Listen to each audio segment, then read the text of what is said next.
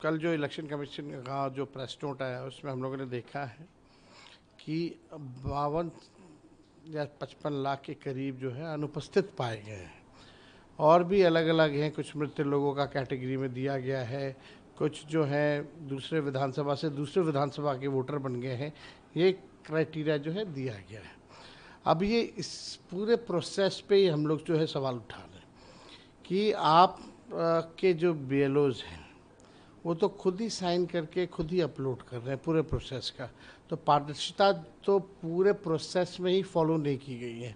ये केवल अचीवमेंट के तौर पे और सुप्रीम कोर्ट में एक आंकड़ा बताने के लिए कि हमने 96% 98% जो है कर लिया है, ये केवल उसकी औपचारिकता जो है वो पूरी की जा रही है।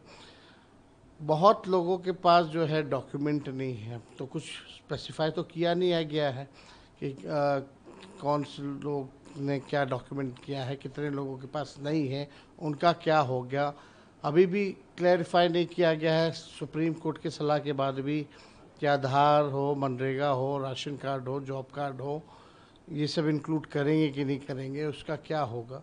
तो बहुत ही असमंजस की स्थिति है, कन्फ्यूजन है।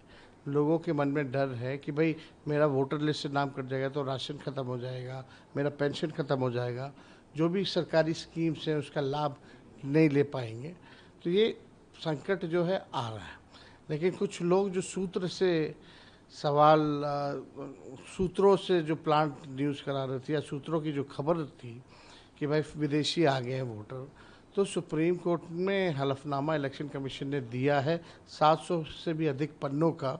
उनमें कहीं भी बाहरी फॉरेनर्स, विदेशी मूल के लोगों का कहीं भी जिक्र नहीं है।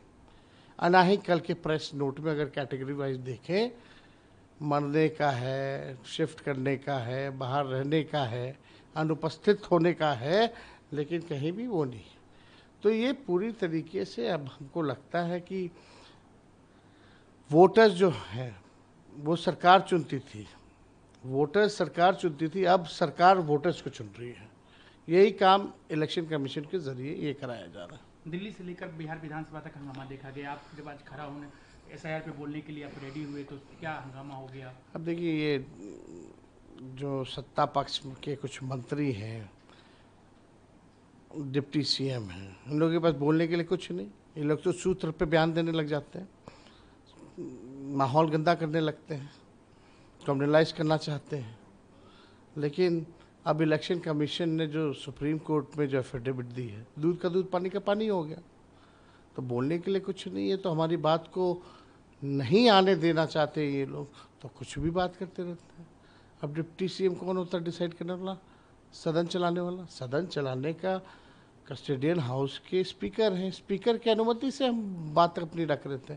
वो कैसे कमेंट कर सकता है कौन बोलेगा, नहीं बोलेगा, कितना बोलेगा?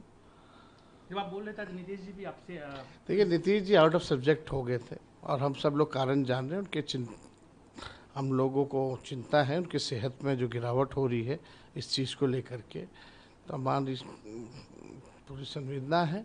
लेकिन इस प्रकार से आप समझ सकते हैं कि हाउस में चर्चा SIR पे हो रही है, मुख्यमंत्री को पता ही नहीं कि क्या चर्चा हो रही है, और वो जो रटा रटाया उनको जो याद है वही एक ही बात जो है वो बोलते रहते हैं। तो आप समझ सकते हैं कि अब बिहार चलाने की स्थिति में नीतीश कुमार जी अब नहीं है। और अंदाज़ा भी लगाइए, जितना अपहरण ये वो भ्रष्टाचार बढ़ गया है, जितना अपराधीकरण बढ़ गया है बिहार में, अपराध बढ़ रहा है, तो आप समझ सकते हैं कि नीतीश कुमार जी तो चला नहीं रहे, तो चला कौन रहा है बिहार? तो इसमें बड़ा सवाल पैदा होता है और ये स्पष्ट हो गया।